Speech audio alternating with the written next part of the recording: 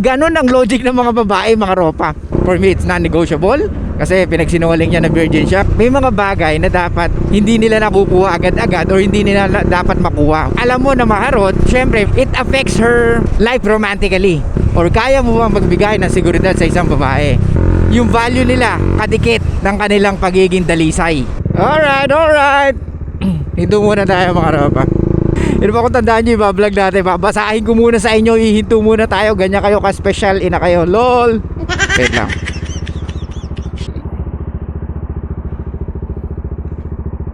So time check natin 12:37. Tingnan natin kung ano oras tayo makakarating doon. Okay, ito.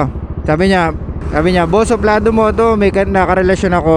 May nangyari na sa amin. Sabi niya akong nakauna sa kanya, pero hindi ako masyadong kumbinsido hanggang sa nag-live-in kami 7 months. Ito yung mga sinasabi ko sa inyo, mga ropa, wag kayo makipag-live-in. Tapos nalaman ko na may nangyari sa kanila nung ex niya. Nung nalaman ko, sinabi niya lang na kaya niya daw nagawa yun kasi takot siya, naiwan ko siya. Pero paano kung hindi ko nalaman? So habang buhay ko pagmamalaki na ako nakauna sa kanya. Pero hindi naman pala. Hindi naman ako nagmamatter sa virginity, kaso yung pagsisinungaling niya lang ang sa akin. Okay. Well, sabi ko nga sa inyo mga ropa, kilalanin nyo muna hanggat maaga ang EA. Kasi alam niyo naman ang EA, may plausible deniability, di ba? Alam niyo naman ang mga EA, ano yung laging binebenta nila pagdating sa lalaki? Women's self purity. What? Sasabihin nila ganito sila, hindi sila ganyan, di ba? Because alam nila na yung value nila kadikit ng kanilang pagiging dalisay. Ngayon, kung hindi sila dalisay at alam mo or may idea ka na maharot sila, or kung sasabihin nilang maharot sila, then pwedeng mawalan ka ng gana or pwedeng ma-turn off ka. Yan ang mga ayaw ng mga babae. Syempre, ano ang babae? Ano hinahanap nila? Survival value, di ba? They are able to survive. So kaya talagang kung merong magsisinungaling, mostly women, di ba? Kaya nga sila nagme-makeup, di ba? Kaya nga salitang makeup, ibig sabihin kailangan pang ayusin, di ba? Or kailangan may ayusin. Kaya nga madalas silang bumili ng mga expensive makeups or sometimes surgery, di ba? Kahit napakamahal ng surgery, kagat sa kanila yon. Tignan mo, karamihan ng mga influencer na babae or yung mga artistang babae, di ba? Ang daming changes na sa mukha. Nakita mo si yung asawa ni Luis Manzano, Jessie Mendiola, o di ba? Napakalaki ng difference mga ropa. Kung nakita nyo sa social media yung dating siya nung nag-i-start siya. So alam nila na kadikit ng kanilang value yung kanilang ganda, and at the same time ang kanilang pagkadalisay. Kung ang babae alam mo na maharot, syempre it affects her life romantically. Ulitin ko, pag ang babae nalaman ng mga kalalaki na hindi siya ganun kadalisay, it will affect her life romantically. Okay? Kasi nga syempre pwedeng walang pumatol sa kanya dahil nga alam na may pagkamaharot siya. Kahit na sabihin natin, hindi, nagbabago naman ang tao. Oo, pero syempre, alam natin, iba pa rin yung babaeng may mga trauma. Hindi na makagaya ng mga lalaki. The more na mas traumatic yung pinagdaanan ng isang lalaki, the more na mas marami tayo natututunan, or the more na mas parang nagiging magaling tayo. Ganun ang lalaki. At saka, ang binavalue sa ating mga lalaki is yung mga bagay na kaya nating i-provide. Hindi yung, virginity natin, hindi yung sexual past natin, kundi yung kaya mo bang magbigay ng security sa isang babae, or kaya mo bang magbigay ng seguridad sa isang babae. So 7 months kayo nag-live-in, ropa. Maling-mali na nakipag-live-in ka kasi yun nga, pwedeng mawala yung polarity once na nakipag-live-in tayo sa EA.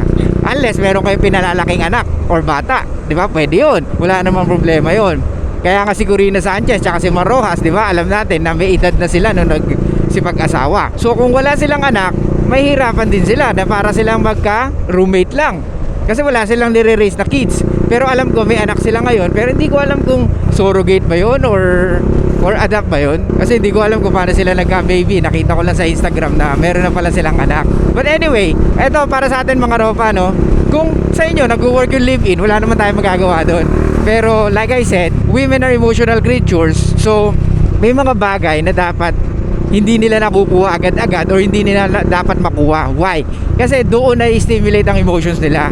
Tandaan mo, women want what other women want. Kaya nga yung iba nasa in a relationship with other guy na also in a relationship with other women. Gets?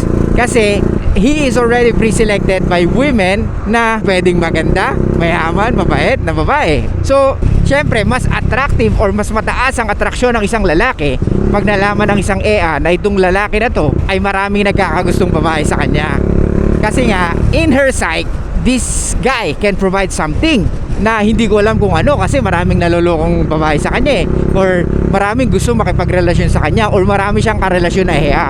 Kaya nga, don't be surprised kung kailan may girlfriend ka tsaka sila dumarating, or yung alam mo na pwede kong jowain to kaso alam may girlfriend ako. So normal yun, kasi nag-iiba yung body language natin mga lalaki, kasi nga we feel more secure sa pagiging masculine natin, or sa pagiging tag dito, yung pagiging lalaki natin, na in a way na yung leadership mo andyan kasi meron kang nililid na EA.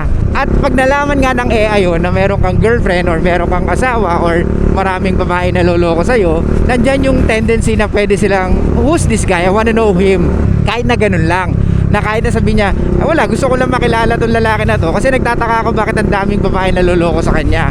So she wants to know kung ano yung feeling, or kung ano yung sinasabi nilang anong meron tong lalaki na to, bakit ang daming nalolokong babae sa kanya.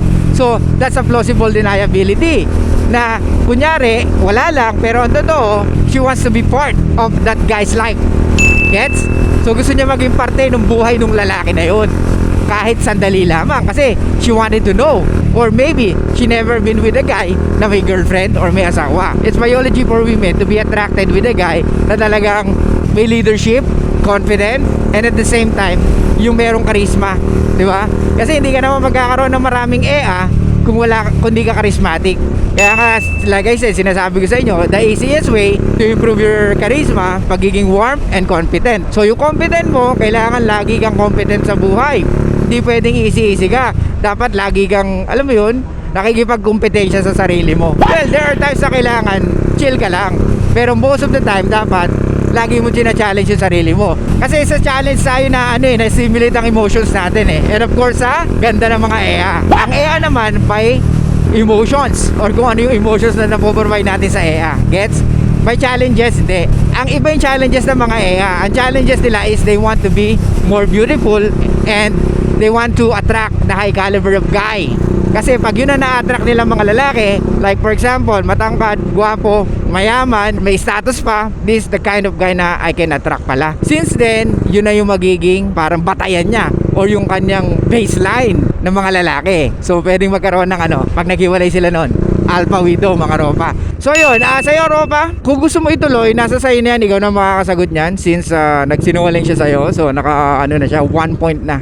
For me, it's non-negotiable, kasi pinagsinungaling niya na virgin siya, kasi unang-una yun ang dapat na hindi mo ipagsisinungaling, dahil pride nating mga lalaki yun, di ba? Or alam natin na doon naka-link yung value ng babae na dinedate natin, kasi ayaw naman natin mag-date ng babaeng alam natin na maharot or hindi inalagaan ang kanyang pagkababae nung siya'y single pa lamang, di ba? Masarap ibigay ang provision sa babae na talagang pinotektahan niya ang kanyang sarili habang siya'y single. Kasi kung pinamigay niya ng easy, tapos ikaw may gagawin ka para makuha yun, no way man, di ba?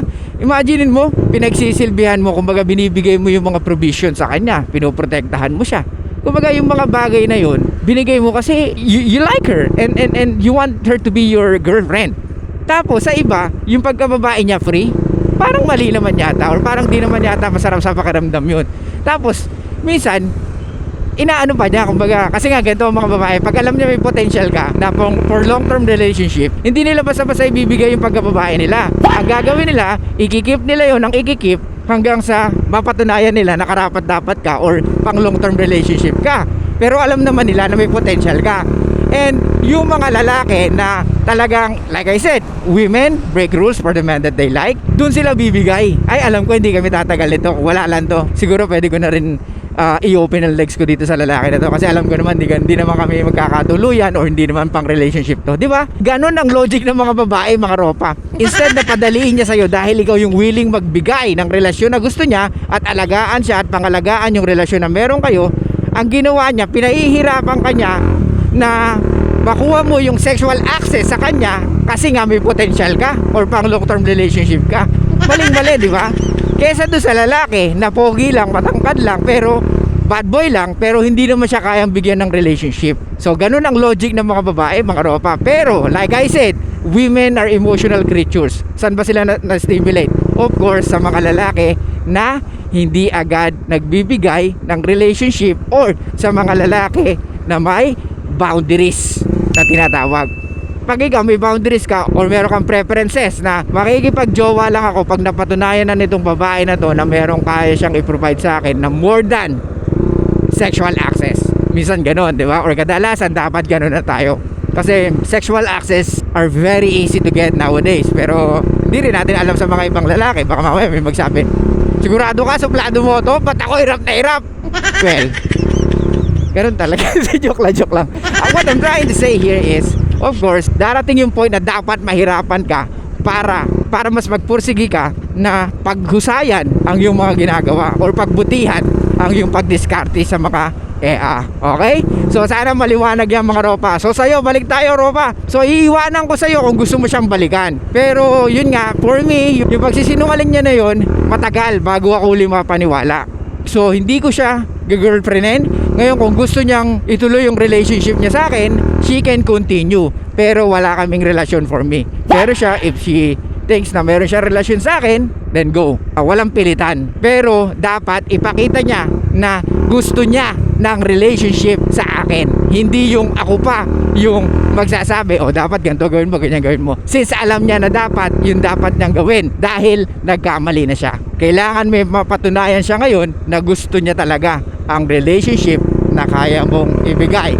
Hindi yung gusto niya lang kasi ikaw pa lang yung lalaking andyan. Okay? So sana maliwanag yan. So yun lang guys, thank you so much. Sana may nakuha kayo. Ang takeaway natin dito, kilalanin ng babae muna. Like I said, 6 to 12 months at huwag makipag-live-in. Okay? Sa body language ng EA, dyan yung makikita kung sinungaling sila. Madaling makita kung nagsisinungaling sila kung consistently kayong tumitingin sa bawat galaw nila at hindi kayo nagpapadaig sa emosyon na inyong nadarama. Okay? So yun lang guys, thank you so much. I'll see you guys next time. And bye-bye. Show love. Peace out. And be fucking mysterious, mga ropa.